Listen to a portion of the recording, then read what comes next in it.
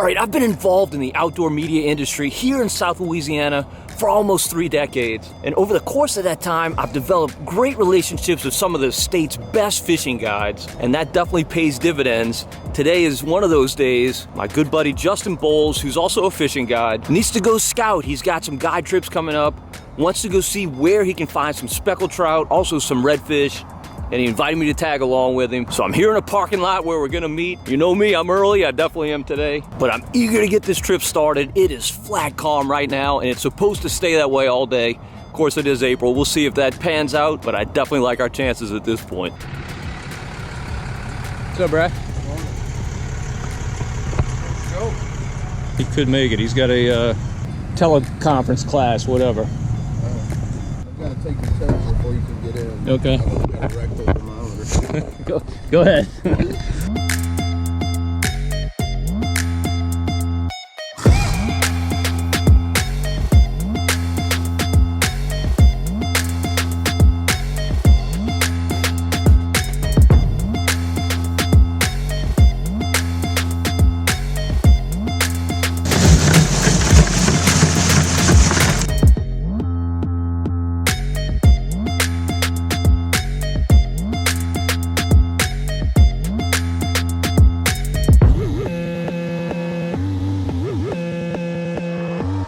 All right, Justin and I just made our first stop. The water does not look good at all, but there's a bunch of bait out here that we can see.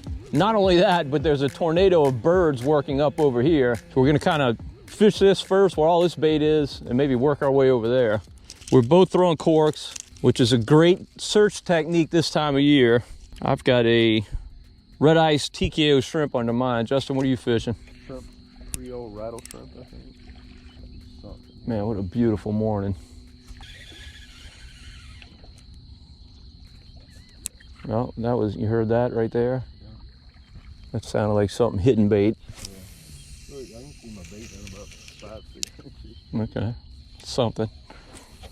Now, one thing working against us today is the tide. This is one of those flip-flop days. We don't have a whole lot of tide movement at all. I checked the buoy before we left home, and it's just meandering right now. So that's something we're gonna have to battle and overcome. I mean, I wonder what those birds can be dipping on. I mean, I guess it could be brown shrimp, huh? Yeah. Any better? Same water. The water was good. I may fish a little slower, but it's definitely not good.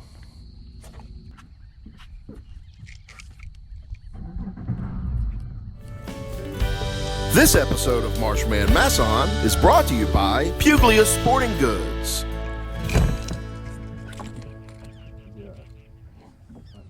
It's about the same water, I'd say. kind of booking it fast. That's fine. Cover water.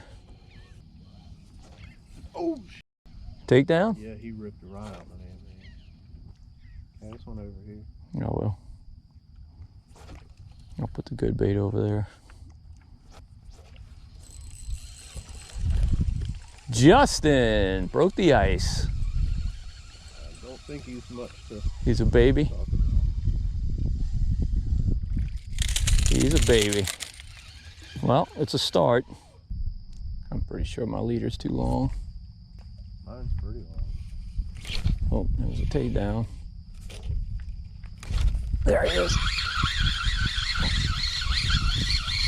Feels like the same class of fish. Yep.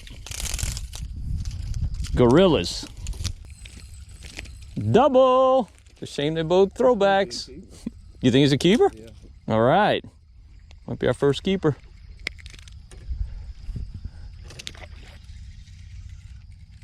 Oh yeah, definitely. Good fish. Dude, you went right down. You threw in his mouth. That's a keeper. It's a good fish. Let me throw out where you were then. Yeah, look at that. That is a good fish. Your cork didn't hit the water. I know. Yeah, I got a super long leader.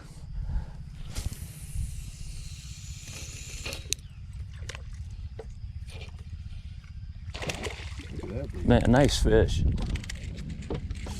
That's a really good fish. All right. Looks like fun, Justin. It is. You think I'm too long? You may be a foot longer than me. Story of my life.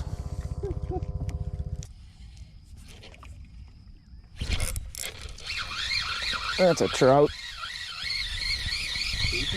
I think he's got a shot. I think he's got a shot of being over 12. Oh, maybe not. He's got a shot of being over 10. It's your biggest one yet. That is true. Damn. In a month, all these fish will be legal, but where will they be?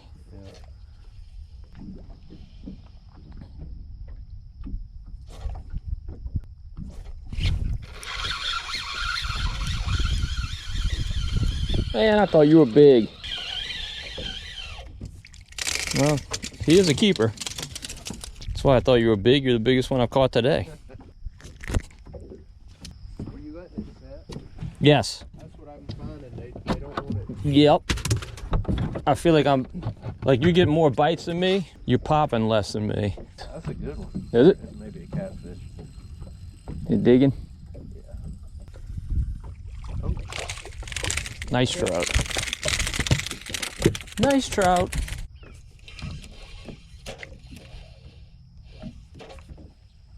Got him? It's a hammer too. Might need a net. Hammer time. You got one. I sure does. Oh, lost him. I think that's a keeper. I think that's a keeper, Justin. Mine was a keeper too. It was a monster. Here, one of the guys with me could fish a little bit. Oh, that's a good fish. That's a good one? Yeah. Yeah, he can come up. Don't make me too big. No, you gotta just be swimming at me. Oh, God. Whoo, you're right. Hooked on the outside. That's a giant. He was foul hooked.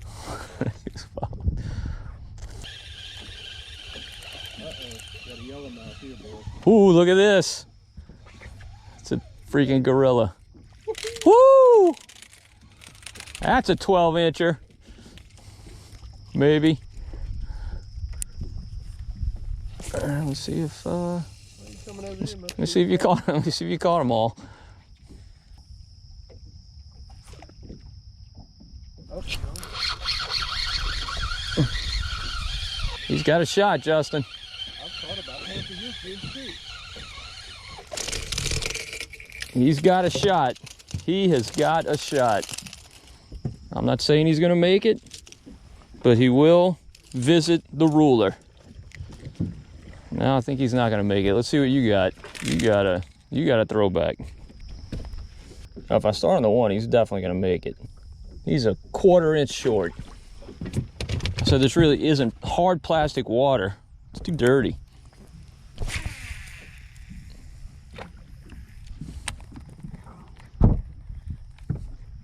Just want to catch one.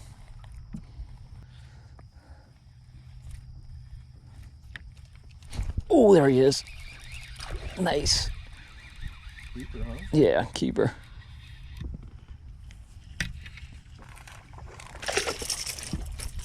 All right. Echo 1.75. The trout love it. Definitely keeper fish. You got that out of your system now? Just makes me want to throw it more.